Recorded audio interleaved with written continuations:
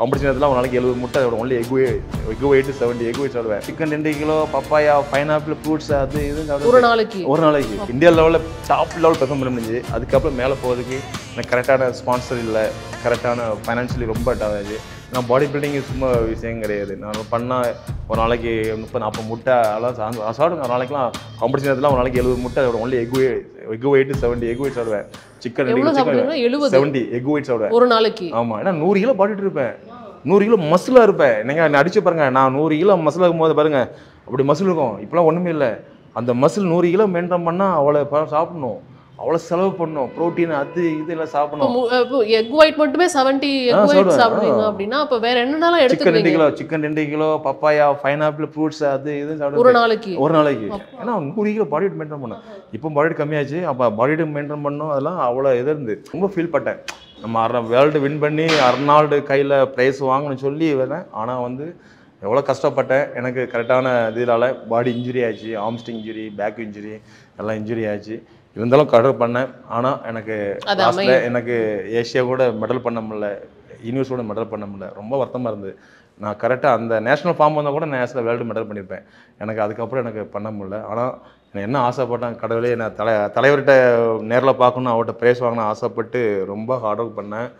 ஆனால் எனக்கு கடவுள் மிஸ் பண்ணி ரொம்ப ஃபீல் பட்டேன்.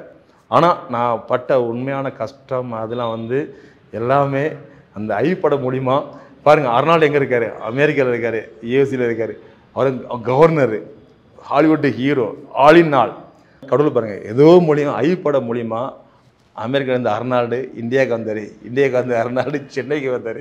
சென்னைக்கு வந்து அந்த ஸ்டேடியத்தில் வந்து அதுதான் திருப்பி சொல்கிறேன். அவர் நடந்து வந்து இல்லைங்க, நான் வந்து அவர் முன்னால் ஷோ பண்ணுறதே பெரிய விஷயம்.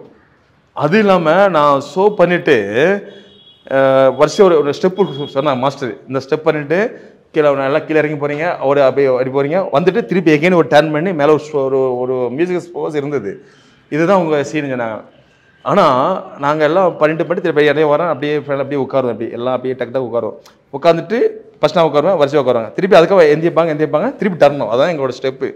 திடீர்னு பார்த்தா ஆனால் அவங்க பயங்கரமான லைட்டிங், பயங்கரமான மியூசிக் கும்னு வருது.